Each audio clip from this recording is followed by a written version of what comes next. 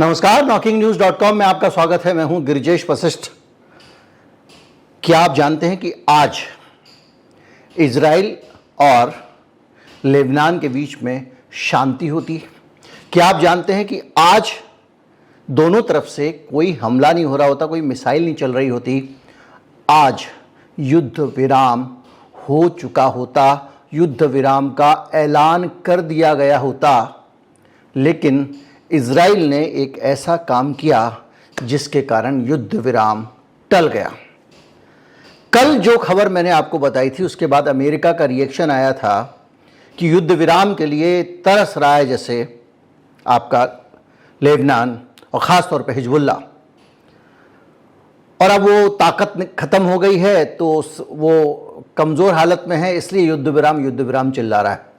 लेकिन अब जो खुलासे हुए हैं उन खुलासों के बाद ये पता चलता है कि युद्ध विराम का सबसे बड़ा दुश्मन ऐसा लगता है कि इजराइल है। इजराइल चाहता ही नहीं है युद्ध विराम हो, क्योंकि अगर युद्ध विराम होता है तो इजराइल के आसपास के इलाकों में कब्ज़ा करने के मंसूबे बेकार हो जाएंगे। वो आसपास के इलाकों में कब्ज़ा नहीं कर पाएगा। कब्ज़ा करने के लिए युद्ध ज़रूरी है।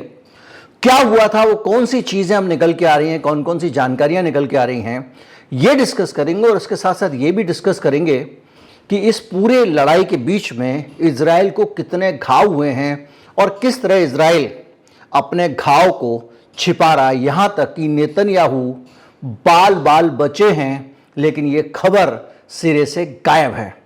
क्यों गायब है इसको भी समझेंगे। कहीं मत जाइए, चैनल को सब्सक्राइब कर लीजिए। मैं अभी हाजिर होता हूं।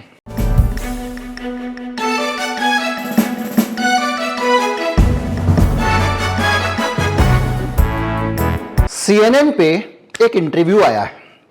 इंटरव्यू है अब्दुल्ला बू हबीब का, जो कि लेबनान के विदेश मंत्री हैं। इस इंटरव्यू में उनका कहना यह है कि 21 दिन के युद्ध विराम की घोषणा कर दी गई होती। और ये घोषणा क्यों की गई होती? क्योंकि अमेरिका के जो बाइडन, फ्रांस के मैक्रों और अन्य सहयोगियों ने पिछले हफ्ते संयुक्त राष्ट्र में युद्ध विराम की अपील की थी। और इस अपील के बाद ये लग रहा था कि अब कूटनीतिक प्रयासों को मौका मिलेगा। तो क्यों लग रहा था? इसलिए लग रहा था क्योंकि हिजबुल्लाह ने युद्ध विराम को सहमति दे दी थी। हबीब का कहना यह है कि सलाह मशविरा किया गया हिजबुल्लाह के साथ में। उसके बाद में युद्ध विराम के लिए हिजबुल्लाह तैयार हो गया था। पूरी तरह से सारे नेता को ये जानकारी थी, मैक्रो को भी थी, नेतन्याहू को भी थी, और सभी लोगों को जानकारी थी। और हिजबुल्लाह की तरफ से जो मंजूरी थी वो नसरुल्लाह ने दी थी, और नसरुल्लाह की ये मंजूरी आई है। इसके पहले युद्ध विराम की घोषणा होती, इजराइल ने नसरुल्लाह को उड़ा दिया। जिस दिन नसरुल्लाह मारा गया है उसके एक दिन पहले हिजबुल्लाह ने तय किया था कि हम 21 दिन के युद्ध विराम में जाएंगे ताकि मामले को बातचीत के जरिए हल किया जा सके। अब आपको यह स्पष्ट हो रहा होगा कि कौन आतंकवादी है और कौन शांति का दुश्मन है। कल जब अनकंडीशनल हिजबुल्लाह ने युद्ध विराम का ऐलान किया और यह भी कहा कि ठीक है, आप गाजा की भी हम शर्त नहीं रख रहे हैं, युद्ध विराम के लिए तैयार हैं, तो सब चौंके थे। और मैंने आपको बताया था कि इस शर्त के साथ ही उसने क्या अपना एक इंप्रेशन दुनिया के सामने बदल दिया। जिसको आतंकवादी कहते थे वो अचानक वो संगठन हिजबुल्लाह एक शांति दूत की तरह सामने आया। और अब ये दूसरी खबर जो निकल के आई है ये बता रही है कि हिजबुल्लाह तो शांति दूत है, वो शांति दूत की तरह एक बातचीत के जरिए हल करने की तरफ बढ़ रहा था। और उसको मारकर उसके चीफ नसरुल्लाह को इजराइल ने उस पूरे पीस प्रोसेस को पटरी से उतार दिया। ये मैं नहीं कह रहा हूं, CNN पे इंटरव्यू है। अमेरिका, फ्रांस एक संयुक्त रूप से बयान जारी करने वाले थे उस दिन जिस दिन नसरुल्लाह को मार दिया गया। यह खबर है कि इसके साथ साथ हसन नसरुल्लाह के इस ऐलान के साथ इस पूरे इलाके में शांति हो सकती थी। लेकिन शांति हो जाती तो नक्शा दिखा दिखा कर जिस लेबनान को नेतन्याहू अपना हिस्सा बता रहे हैं उस पर कब्जा कैसे कर पाते। तो यह माना जा रहा है कि, मुझे ऐसा लगता है कि इन्होंने उस जगह पे कब्जा करने के लिए शांति को होने नहीं दिया। अमेरिका के वरिष्ठ सलाहकार एमोस ऑस्टिन युद्ध विराम की बातचीत के लिए लेबनान आ रहे थे। इधर इसने कह दिया हसन नसरुल्लाह ने कि भाई ठीक है, हम बातचीत करने के लिए तैयार हैं, और उसकी हत्या के बाद ये योजना रद्द हो गई। यानी अमेरिका की तरफ से एक मध्यस्थ आ रहा था, ये बातचीत आगे बढ़ने वाली थी। अमेरिकी प्रशासन की ये जानकारियां लगातार सामने आ रही हैं, और उन्होंने कहा कि उन्हें ये जानकारी दी तो गई थी, लेकिन ये जानकारी ऑफिशियली नहीं दी गई थी।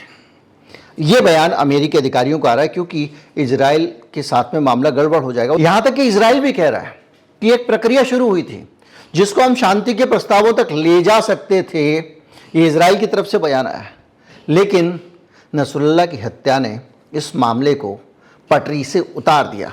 किसने की थी भैया? तुम्ही ने तो की थी। साथ में अमेरिका की भी इस इलाके में भूमिका बहुत महत्वपूर्ण है।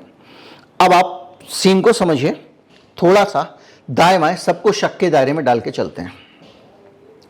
जब वो शांति के लिए तैयार था, अमेरिका और फ्रांस से बात हो रही थी, और वो शांति की वार्ता में जाने वाला था, तो ये अचानक उसकी हत्या, उसकी लोकेशन, वो कहाँ पे हो सकता है, कहाँ मिसाइल होकर उसको मारा जा सकता है, ये जानकारी किसने इजराइल को दी, और इजराइल ने उस मौके को क्यों नहीं गंवाया और हाल की हाल मार दिया, ये बड़ा सवाल है। सवाल ये भी है, क्या खुद इजराइल ही नहीं, अमेरिका भी ऊपर से युद्ध विराम की बात कर रहा था, और साथ के साथ में अमेरिका इजराइल को भी कह रहा था कि गुरु युद्ध विराम हो जाएगा, तुम्हारा धंधा खत्म हो जाएगा, तुम कब्जा नहीं कर पाओगे, इसलिए इस नसरुल्लाह को उड़ा दो। क्या ये हुआ? क्या कुछ एजेंट जो अमेरिका के थे या ईरान में जो बैठे हुए इजराइल के मूल थे, उन सब लोगों ने इस मामले में कोई भूमिका निभाई और इस पूरे मामले में आग लाई? बहरहाल बड़ी संख्या में लोग मारे जा रहे हैं। अब जब मारे जा रहे हैं लोग, तो ये एक आम धारणा है कि इजराइल का कोई कुछ नहीं बिगाड़ पा रहा। जैसे आज एक फेसबुक पे हमारे दर्शक ने, माफ़ कीजिए यूट्यूब पे ही वीडियो में, आज के वीडियो में एक कमेंट किया और कहा कि भाई उनके भी तो स्कूल हैं, वहाँ क्यों नहीं ये लोग बम बरसा रहे हैं।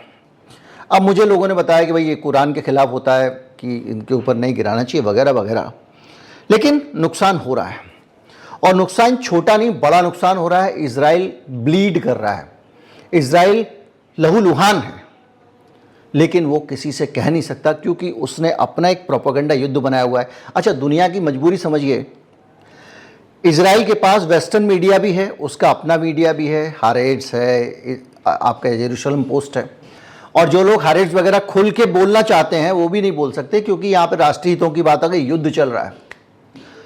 लेकिन कुछ विदेशी पत्रकार इस बात को जब सामने ला रहे हैं, तो उससे चीज़ें निकल के आ रही हैं, कुछ झलक मिल रही हैं, और जो पत्रकार ये झलक सामने लाता है उसको अंजाम भुगतना होता है। इतना खौफ इजराइल ने उस इलाके में पैदा किया हुआ है।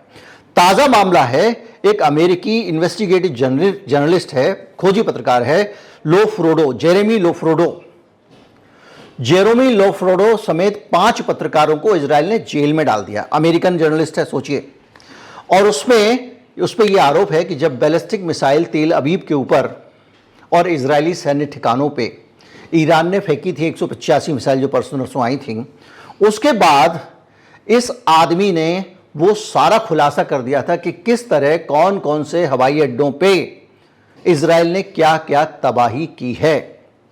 रूस के पत्रकार एंड्री एक्स ने बताया कि 4 और पत्रकारों को भी उसके साथ में, और रूस के पत्रकार को भी इजरायली फोर्सेस ने पीटा है बुरी तरह से, आंखों पर पट्टी बांधी और 11 घंटे बिना किसी आरोप के अवैध हिरासत में रखा। यानी पत्रकारों को पकड़ के पीटा गया, आंखों पे पट्टी बांध के घुमाया गया और हिरासत में रखा गया। इजरायली यनेट समाचार के अनुसार उस लोफ्रेडो के ऊपर आरोप है कि उसने इजराइल की राष्ट्रीय सुरक्षा से खिलवाड़ किया, उसको खतरे में डाला है।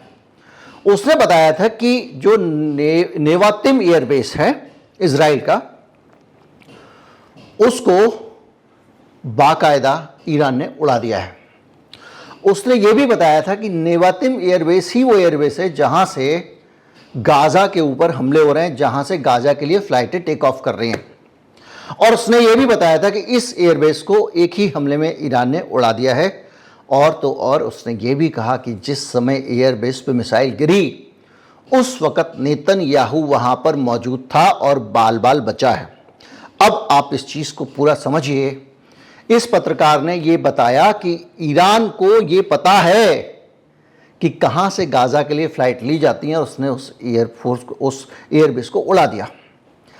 इस खबर के आने के बाद तिलमिला गया इजराइल, क्योंकि इजराइल का जितना डैमेज हुआ है उस डैमेज को, उसके मरने वाले लोगों को उसने बाहर नहीं आने दिया। खुद ये कर रहा है कि संयुक्त राष्ट्र के जो रेस्क्यू ऑपरेशन वाली संस्थाएं हैं, जहां तक कि पीस कीपिंग फोर्स, उसमें भारत के भी कई लोग हैं, उसकी जानकारी पता नहीं क्यों नहीं निकल पा रही है, उनके ऊपर भी मिसाइल डाली है। जो पीस कीपिंग फोर्स वहां पे काम कर रहे हैं लेबनान के इस बॉर्डर पे, उनको कहा इजराइल ने हट जाओ, नहीं हटे तो अगले दिन मिसाइल डाल दें। उन पीस कीपिंग फोर्स में भारतीय सैनिक भी रहे हैं, ये जानकारी है। इस समय थे कि नहीं पता नहीं। खैर, तो खुद का हाल ये है कि एक एक खबर छिपा रहा है, और छिपाने के बीच में जब उसने ये बताया तो भाई तुम्हारे सबसे बड़े दुश्मन ईरान को पता, उसने वहां पे मिसाइल गिरा दी, तो अब उसने क्या ऐसा चीज रिवील कर दी, वही उसने बता दिया कि किस हवाई अड्डे से हमले हो रहे थे, इसलिए इसको हम जेल में डालेंगे, और उसको डाल दिया। अब आप सोचिए, देश दुश्मन की मदद करने के आरोप में गिरफ्तार कर लिया गया।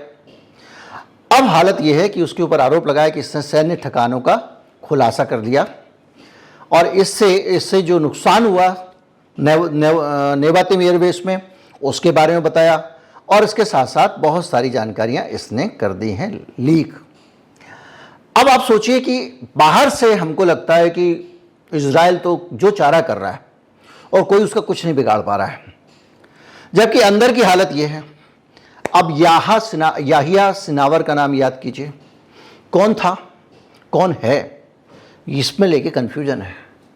ये वो आदमी है जिसको इजराइल की फोर्सेस ने कहा ये गाजा में हमास का नेता है, बड़ा नेता है, हमास का चीफ है, कि ये आदमी एयर स्ट्राइक में मारा गया।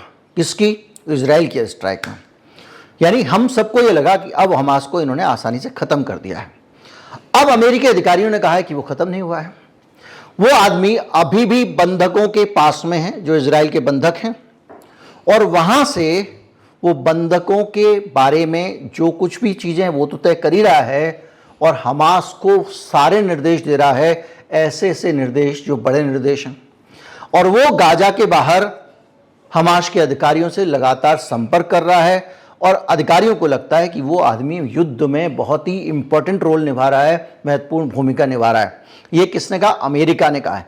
यानी जिस हमास चीफ को मार के अभी महीना भर भी नहीं हुआ जश्न मना रहा था इजराइल, और पूरी दुनिया के अखबार कह रहे थे मार दिया मार दिया मार दिया, कितना बड़ा बहादुर है, पता चला वो जिंदा है। कोई बड़ी बात नहीं कि कल और परसों में हसन नसरुल्लाह जो है उसका पता चले कि वो तो मारा ही नहीं गया है। ओसामा बिन लादेन कितनी बार मारा गया था, याद कीजिए।